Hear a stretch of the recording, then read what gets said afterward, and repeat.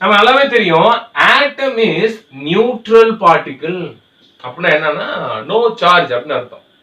why the atom is the neutral particle அப்படின்னா what is the reason? the number of proton and number of electrons are equal. அதாவது புரோட்டானுடைய எண்ணிக்கையும் எலக்ட்ரானுடைய எண்ணிக்கையும் ஈக்குவலா இருக்கு. சரி, நமக்கே தெரியும் புரோட்டானோட சார்ஜ் வந்து என்னதுமா பாசிட்டிவ், எலக்ட்ரானோட சார்ஜ் வந்து என்னமா நெகட்டிவ். அப்ப பிளஸ் மைனஸ் என்ன ஆகும் அப்படின்னா கேன்சல் ஆகி 0 ஆயிரும். சார் ஒரு எக்ஸாம்பிள் சொல்லுங்க. தாராளமா சொல்லிடலாம். நமக்கு நல்லா தெரிஞ்ச ஒரு ஆள் யாரு? சோடியம் எடுத்துக்குவோம். What is atomic number? 11. What is atomic number? Number of proton or number of electron. அப்ப இந்த சோடியத்துல 11 புரோட்டான் இருக்கு, அப்புறம் 11 எலக்ட்ரான் இருக்கு. ஒரு மேத்தமெட்டிக்ஸ் கால்குலேஷன் பாருங்களேன். +11 - 11 is equal to